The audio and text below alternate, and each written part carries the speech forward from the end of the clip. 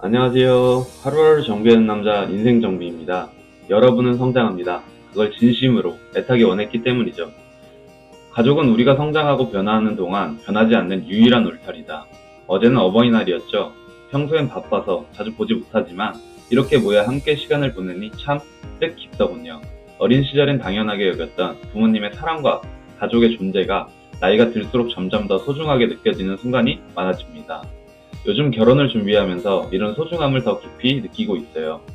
학생 때처럼 매일 얼굴을 보지 못하지만 어제 가족들과 함께한 식사 자리는 오랜만에 마음이 따뜻해지는 시간이었습니다. 바쁘다는 이유로, 일에 지친다는 이유로 잊고 살았던 것들, 멀리했던 사람들, 이제는 다시 내 삶으로 불러들이고 싶습니다. 결혼을 준비하며 나 자신을 돌아보고 소중한 사람들과의 관계를 다시금 깊이 생각하는 시기인 것 같아요. 이런 소중한 기회를 통해 조금 더 나답게, 나로서의 삶을 살아가고자 합니다. 또 어제 읽은 더 마인드에서는 이런 문장이 있었습니다. 정말 사소한 성공도 그것이 쌓이면 위대해진다. 이 문장을 읽으며 생각했습니다. 매일 아침 기지개를 켜고 스트레칭을 하는 작은 행동도조차 꾸준히 쌓이면 결국 나를 바꾸는 시작점이 될 수 있겠죠. 작은 성공의 반복이 결국 큰 변화를 만들어낸다는 사실을 잊지 않으려 합니다. 저에게 독서 루틴이란 무엇일까요? 독서 루틴은 단순히 책을 읽는 것만이 아니라 매일 꾸준히 나를 되돌아보고 성장의 기회를 찾는 과정입니다. 책 속의 지혜와 깨달음을 통해 나를 더 깊이 이해하고 나의 가능성을 발견하는 시간이죠. 작은 성공의 반복이 큰 변화를 만들어내듯 독서 루틴도 매일의 작은 깨달음이 쌓여 인생을 바꾸는 강력한 도구가 될 수 있습니다. 여러분도 혹시 일에 치여 나를 잃어버렸던 시간들이 있었나요? 또는 가족과의 관계에서 놓치고 있던 소중한 순간들이 있었나요? 그 소중함을 되찾기 위해 오늘은 어떤 노력을 하고 계신가요? 저는 오늘도 책을 펼쳐 나를 찾아가는 시간을 가져가 보려 합니다. 여러분도 함께 하시죠. 더 마인드 독서를 시작해 보겠습니다. 오늘은 277페이지. 일단 시작은 했는데 이 정도로 힘들 줄은 몰랐던 당신에게. 하드님, 진짜로 힘들 때 어떻게 버티셨나요? 정말 너무 현타 오고 현실 도피하고 싶은 하루네요. 긍정적인 생각을 하다가도 마음이 무너집니다. 거래처에 농락당하고 회사 일에 치이고 저의 나약함과 무력함에 너무 힘들어요. 정말 더는 이렇게 살기 싫습니다. 유튜브 구독자 댓글을 읽다가 시선이 멈췄다. 살면서 누구나 한 번쯤은 이런 생각을 해본 적이 있을 것이다. 나 역시 한때 지옥에서 살던 시기가 있었다. 누구나 한 번은 정말 누구나 힘든 순간을 마주한다. 바로 지금이 이 글을 읽고 있는 당신이 과거의 나처럼 지옥에서 살고 있을지도 모르겠다. 부디 아니기를 진심으로 바란다. 만약 이 시기를 맞닥뜨리게 된다면 도대체 어떻게 해야 하는가? 고통의 끝은 이런 모습이다. 만약 하루하루 고통스러울 정도로 힘든 시기를 보내고 있다면 혹은 앞으로 그런 시기를 마주하게 된다면 당신에게 꼭 전하고 싶은 말이 있다. 먼저 무조건 끝이 있다는 것이다. 지금 그 힘듦은 평생 가지 않는다. 현재 당신이 30대 중반이고 직장에서 엄청난 과로와 스트레스에 시달리고 있다고 가정해보자. 60대 중반에도 여전히 직장에서 시달리고 있을까? 당연히 그렇지 않을 것이다. 지금 국가고시를 준비하는 수험생이라고 해보자. 10년 뒤 당신은 엄청나게 높은 확률로 수험생이 아닐 것이다. 합격 여부를 떠나 이미 인생의 다음 단계로 나아갔을 테니까. 어쩌면 경제적인 어려움으로 인해 고통스럽다고 느낄 수도 있다. 그런데 지금 경제적인 이유로 괴롭다면 5년 혹은 10년 뒤에는 더 이상 경제적 문제로 고통스럽지 않을 것이다. 고통스럽다라는 감정을 들여다보면 현재 재정 상황에 만족스럽지 않다라는 불만족이 내면에 자리 잡고 있음을 알 수 있다. 밥 프로덕터는 이를 건전한 불만족 상태라고 표현했다. 당신의 현재 상황에 대해 감사하되 만족하며 안주하지 않는 것을 말한다. 경제적인 부분에서 건전한 불만족이 있다는 말은 당신에게 욕망이 존재함을 뜻한다. 욕망은 능력을 꺼내는 열쇠다. 욕망이 있다면 당신에게는 보다 나은 경제적 상태를 만들어낼 수 있는 능력도 함께 있다는 것이다. 내가 굳이 이런 이야기를 하는 이유가 있다. 믿기 힘들겠지만 굉장히 많은 사람이 지금보다 더 나은 경제력을 딱히 원하지 않는다. 즉 욕망하지 않는다. 이게 놀랍지만 사실이다. 그들은 풍요롭지 못한 항상 쪼들리는 재정 상태에 이미 적응하고 익숙해졌다. 남들이 보기에 경제적으로 굉장히 힘들어 보이는데도 그들은 의외로 괜찮아한다. 그리고 보통 이렇게 생각한다. 원래 내 팔자에 재물이 없어서 그래. 부자는 타고나는 거지. 불경기라 다 힘들지. 뭐 나만 힘든가? 그놈의 돈 거리지 좀 마. 사람이 사는데 돈이 다가 아니야. 이들과 다르게 당신에게는 건전한 불만족과 욕망이 존재하며 결정적으로 현실을 바꿀 능력까지 있다. 무엇보다도 지금의 경제 상황을 정말 간절히 바꾸고 싶어 하지 않는가? 무슨 수를 써서라도 내가 이렇게 계속 살지는 않겠다라는 간절한 마음으로 오늘을 살아가고 있다. 지금 겪는 경제적 고통은 머지않아 당신과는 상관없는 일이 될 것이다. 무조건 끝난다. 셀프 퇴장하거나 버티지 마라. 그건 성공의 길이 아니다. 고통스러울 정도로 힘든 시기를 보내는 혹은 언젠가 그런 시기를 마주할지도 모르는 당신에게 꼭 전하고 싶은 말이 하나 더 있다. 고통의 끝은 스스로 정할 수 있다는 것이다. 그러나 절대 셀프 퇴장하지는 마라. 이는 아마 가장 빠르게 고통을 끝내는 방법일 테니까. 그러니 상황은 더욱 악화될 가능성이 크다. 무대 위에서 내려왔으므로 얼핏 상황이 바뀌고 편안함이 찾아온 듯 보이지만 스스로는 안다. 포기를 했다는 것을. 이게 가장 무서운 것이다. 그럼 끝까지 버텨야 하나? 정말 끝까지 버틴다면 폭우가 지나간 맑은 하늘을 볼 수 있으며 스스로에 대한 뿌듯함을 느낄 수 있을지도 모른다. 그런데 그간 당신이 지불한 비용이 너무 컸다. 꽤 오랜 시간 정신적, 육체적으로 엄청난 고통을 견뎌내며 이 악물고 버틴 결과 당신은 피폐해졌고 소모되었다. 건강을 대가로 지불한 탓이다. 회복된다면 그나마 다행이지만 그렇지 못한다면 그 어떤 대단한 결과를 얻었다 한들 그건 성공하지 못한 것이다. 당신은 건강을 잃어버린 삶을 원하지 않으니까. 승자의 저주. 그러니 셀프 퇴장에서도 버틴다고 생각해도 안 된다. 그렇게 끝내버린 당신은 온전한 성공을 이룰 수가 없다. 과연 어떤 방식으로 고통스러운 시기를 보내야 할까? 그냥 원래 이렇다라고 생각하며 가야 한다. 지금 그 과정이 조금 많이 힘들어서 그렇지 당신은 분명 성공하는 중이다. 앞서 성공의 과정을 하나의 커리큘럼으로 생각하라고 말했다. 지금 당신이 유독 그렇게 힘든 이유는 그 과정의 끝에 있는 보상이 말도 안 될 정도로 크기 때문이다. 보상이 그 정도로 되어야 인생이 바뀐다. 보상이 그저 그런 소위 적당한 것들은 그 과정 역시 적당한 수준으로 힘들다. 그리고 그저 적당한 인생을 살아가기에 적합한 적당한 보상만을 주어질 뿐이다. 세상에 공짜는 없다. 나 역시 너무나 힘들 때면 속으로 계속 되낸다. 도대체 내가 얼마나 잘 되려고 이렇게 힘드나, 얼마나 보상이 크기에 지금 이렇게 고된가라고. 성공하려면 원래 이렇다.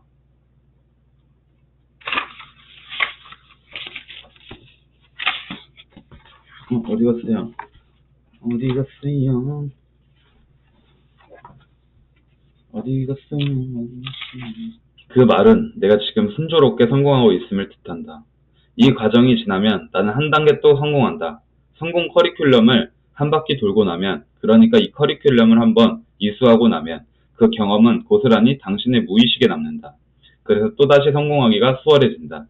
분명히 지난번과 비슷한 수준의 어려움을 겪고 있는데도 체감상 무조건 덜 힘들게 느껴지게 되었다. 성공의 모든 과정을 한눈에 볼 수 있다면, 성공 원하는 것을 이루는 것, 아주 오래전부터 내 머릿속에는 성공 여정 그림이 있다. 성공의 과정을 한눈에 볼 수 있는 그림이다.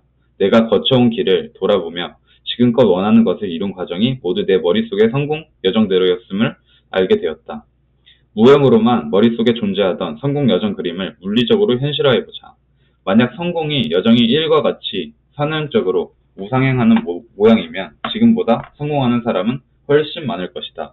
매주, 매달, 그리고 매년 조금씩 인생의 목표를 향해 다가가고 있음이 눈에 보이니 지칠 리도 없고, 이러다 망하는 건 아닌지 무서워하거나 답답해하지 않아도 되니까. 무엇보다 저렇게 이상적으로 목표에 다가갈 수만 있으면 추진력을 계속 얻을 수 있을 테니 더할 나위 없이 좋다. 그런데 이렇게 마냥 좋기만 한 여정은 없다. 무언가 새롭게 시도할 때, 특히나 투자의 영역에서는 저렇게 이상적으로 너무 좋으면 대부분 사기일 때가 많다. 혀가 말릴 정도의 충격을 겪으며 직접 경험했기에 장담할 수 있다.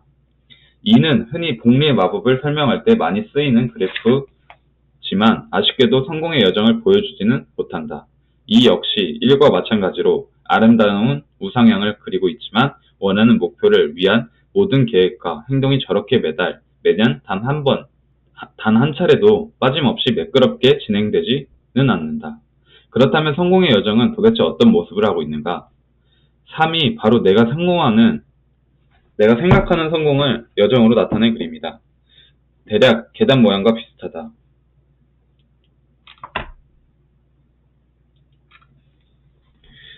대략 계단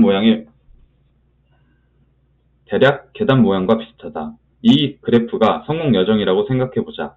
한 단계 레벨업을 하기 전까지는 그 다음에 기다리는 길이 평지인지 오르막길인지 내리막길인지 알 수 없어서 불안하지만 성공하려면 이런 길을 계속 걸어야만 한다. 그런데 내 생각에는 삶도 성공의 여정의 실제 모습은 아니다. 누구나 한 번쯤은 겪어봤으며 지금도 겪고 있고 앞으로도 겪게 될 그 여정을 설명하기에 너무 불친절하다. 다음 그림을 보자. 4는 3을 한 번 더 확대한 것이다. 어떤 느낌이 드는가? 생각보다 한 단계 레벨업 하기까지, 그러니까 하나의 성공을 해내기까지의 길이 꽤 길다. 일주일, 한 달 혹은 1년을 걸어야 할 수도 있다. 그러나 한 단계 성장하는 순간 생각보다 압도적으로 큰 성공을 이루었음을 그림을 통해 체감할 수 있다.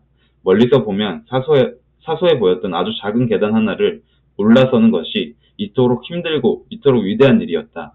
그런데 4 역시도 여전히 내 무의식에 각인되어 있는 성공으로 가는 길을 정확히 표현하지 못하고 있다. 한 번 더 확대해보자.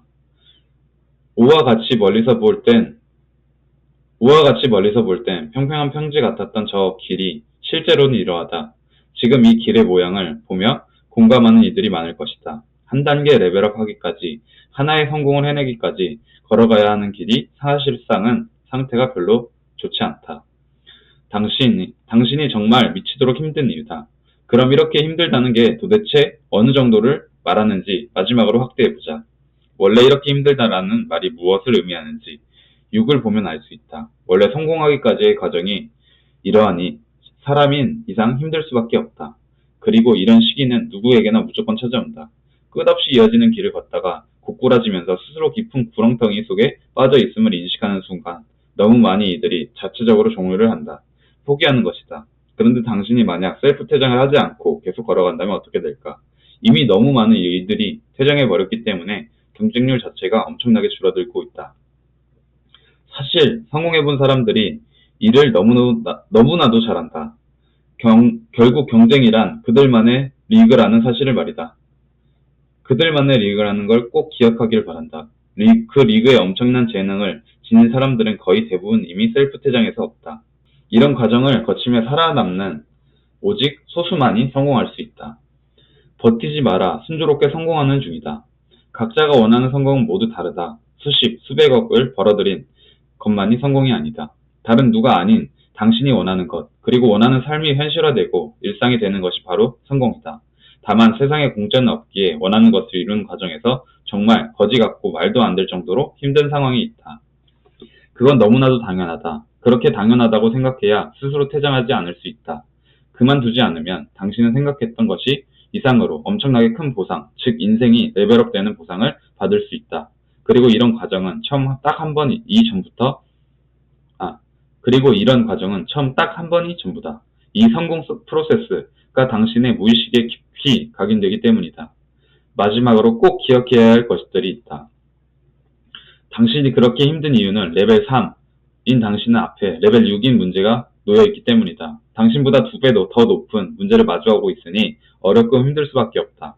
그런데 앞서 살펴본 그림과 같이 원래 그 길이 그렇다고 생각하며 담담하게 모든 과정을 거치고 나면 당신은 더 이상 레벨 3이 아니다.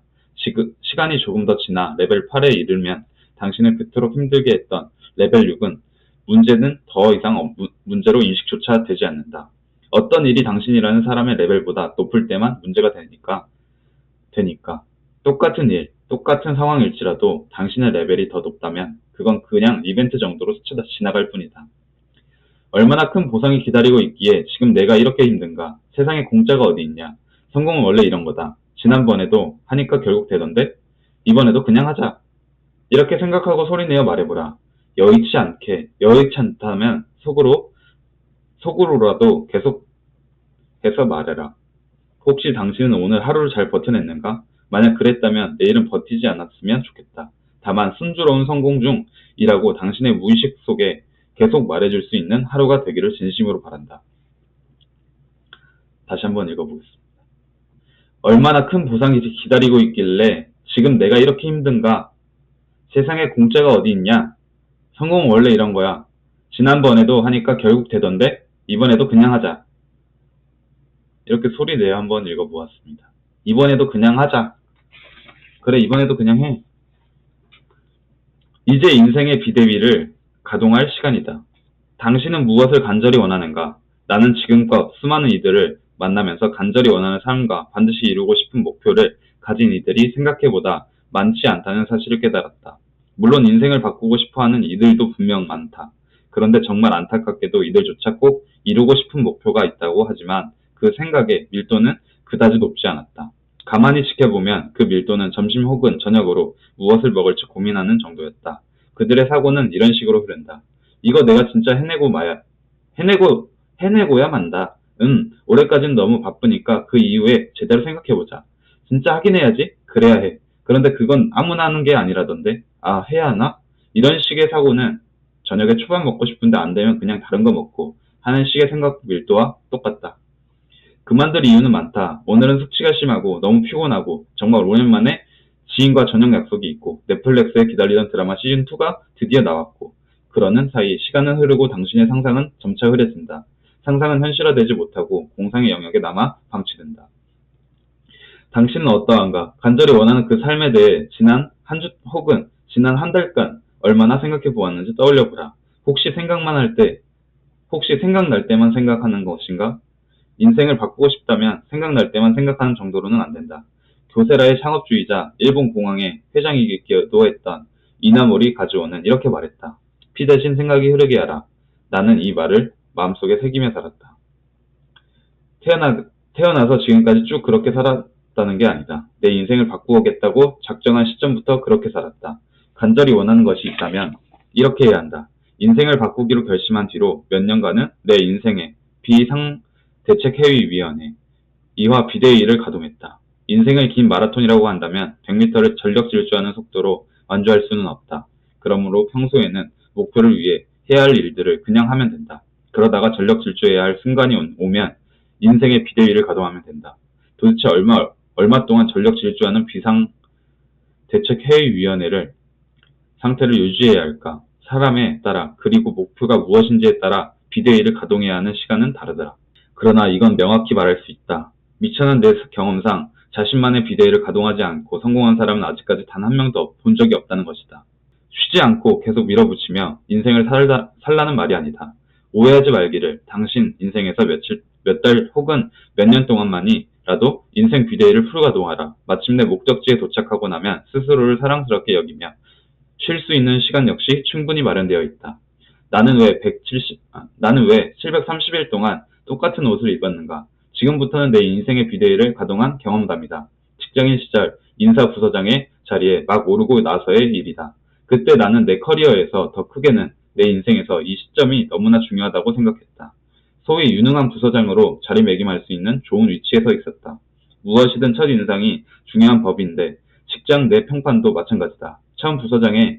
처음 부서장으로 발령받은 시점에 현명하게 맡은 업무를 잘 풀어가는 모습을 보인다면 그 다음부터는 직장 내 좋은 평판이 나에게 레버리지로 작용할 것임을 알고 있었다. 그러고 나서는 비대위를 가동하지 않고 그저 내 일을 그냥 하는 것만으로도 일 잘한다는 평판을 얻을 수 있을 터였다. 레버리지는 삶의 모든 영역에서 이용할 수 있다. 내 인생 전체를 놓고도 생각해 보았다. 이 시점에서 비대위를 가동해 직장 내 포지션을 확실히 다져놓으면 그때는 일에 치이지 않고 내 할 일을 하면서 경제적 자유를 이루기 위한 인생 계획들을 하나 둘씩 실현해낼 수 있다는 확신이 들었다. 물론 내가 대단한 분석력이 있어서 알아낸 것들이 아니다. 상상으로 시각화하다 보면 이렇게 1, 2년 뒤에는 아주 세밀한 모습까지 보인다. 나는 인생의 비대위를 본격적으로 가동하기로 했다.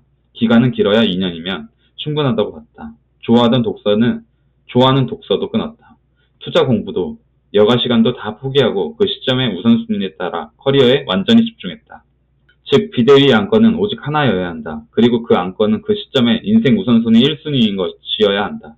내가 비대위를 가동하기 시작하자 비대위의 유일한 안건인 커리어와 관련 없는 것들에는 시간과 에너지를 쓸 겨를조차 없었다. 애당초 신경이 쓰이지 않았다는 말이 더 정확할 것이다. 직장 생활 내내 아침마다 나를 고민하게 했던 책장도 마찬가지였다. 내가 다니던 직장은 복장이 자유로운 편이어서 입사 초기에는 매일 무슨 옷을 입을지도 꽤나 고민이었다. 그런데 부서장이 되고 나니 각종 회의와 위원회 등 공식적인 자리에 참석할 일이 늘어나며 정장을 입어야 하는 날이 많아졌다. 인사부서장으로 업무는 생각 이상으로 가혹했다. 매일 나라는 사람의 100% 모조리 불태운 후에야 집으로 돌아올 수 있었다. 이런 생활이 이어지는 와중에 내일 무슨 옷을 입어야 하는지 고민한다는 자체가 부질없게 느껴졌다. 내 인생 우선순위, 후보 목록에조차 없었던 착장 고민은 그렇게 폐기되었다. 그날부터 짙은 남색 정장, 그 한 벌만 매일 입었다. 그렇게 730일 동안 같은 옷과 같은 구두를 신고 살았다. 교복을 입었던 중고등학교 시절에 가끔 생각나기도 했다. 생각해보면 학생 시절에 오늘 뭐 입지? 하는 고민 자체가 없었다. 시간이 지나면서 똑같은 옷만 입고 다니는 것이 익숙해지고 너무 편해졌다. 아침마다 옷을 고르는 고민이라는 한 가지 카테고리를 인생에서 삭제하니 마치 작지만 내 삶의 한 부분을 차지했던 부분이 깨끗하게 정리되는 기분마저 들었다. 미쳤다는 소리를 들어라. 그리고 실제로 미쳐라. 목표는 그냥 이루어진다. 730일 동안 똑같은 옷만 입고 그 시점의 최우선순위에 집중한 결과는 어땠을까? 2년 동안 인사고과 최고 등급인 S를 받았다. 처음에 예상했던 대로 그 다음 1년 비대위를 가동하지 않았음에도 불구하고 다시 S를 받았다. 결과적으로 3년 연속 최고 인사고과를 받았다. 내가 일을 뛰어나게 잘한다거나 일머리가 좋아서 가능했던 일은 아니다. 세상에는 정말 똑똑하고 창의력 넘치며 일 잘하는 사람들이 너무나 많다. 이런 사람들 틈에서 내가 어떻게 그들보다 잘했다고 평가받을 수 있었을까? 정말 딱 한 가지 이유이다. 그 똑똑하고 창의력 넘치는 직원들은 대부분 그냥 월급을 받기 위해 회사에 다녔다. 이건 당연하다. 나쁜 것도 아니다. 우리는 모두 월급을 받기 위해 회사를 다니고 그렇게 돈을 벌고 생활하며 가정을 꾸린다. 다만 그 유능한 직원들은 거기서 그치다 보니 그냥 직장인이 되었다. 나 역시 직장인이었지만 730일 동안 나는 직업인이었다. 피고용인이 아닌 직업인으로, 인사부서장으로, 인사 전문가로 매 순간 업무에 임했다. 비대위를 가동했던 그 시간만큼 그저 월급을 받기 위해 직장을 다니는 직장인이 아니었다. 그들과 나의 차이는 단지 이것뿐이었다. 즉 나는 삶의 최우선순위에 그 누구보다 집중했던 것이다. 그 누구라도 나와 같이 비대위를 가동한다면 나보다 훨씬 더 잘했을 것이다. 다만 그렇게 할 이유도 동기도 필요도 느끼지 못하기 때문에 아무도 그렇게 하지 않았을 뿐이다.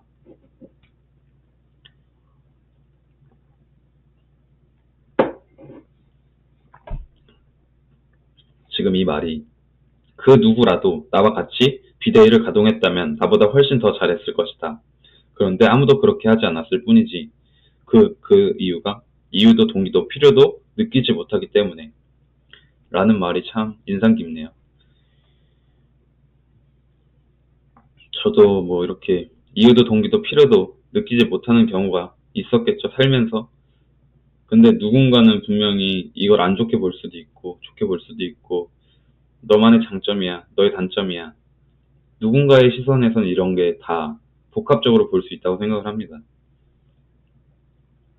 근데 살아가는데 문제가 없어서 누군가에게 피해를 주지 않는다 생각하는 것으로 이런 삶을 제가 계속 살아왔는데요. 그냥 서로 배려하면서 또 이제 내 자신을 어떻게 생각하냐, 내가 더 높이 올라가기 위해서는 무엇을 해야 할까 하면서 그냥 꾸준히 발전하고 성장하고 하는 것이 저의 다짐입니다. 이어가겠습니다. 재테크와 투자가 나에게 1순위이던 때도 있었다. 많을 때 하루에 3권씩 수백 권의 책을 읽고 필기하며 온전히 내 지식으로 흡수했고 수천 편의 영상을 찾아보았으며 인터넷을 뒤지며 관련 정보를 찾아냈다. 지방에 살고 있었기에 주말마다 KTX를 타고 서울에 강의를 들으러 다녔고 같은 장소에 최소 10번 이상씩 임장을 갔으며 경매에 입찰하러 법원에 갔고 틈날 때마다 중개사무소를 찾았다. 아침에 눈을 떠서 잠들 때까지 정말 투자 하나만 생각했다. 지인과의 만남, 여행, 쇼핑, 일상의 소소한 즐거움 같은 후순위 일들은 과감히 포기했다.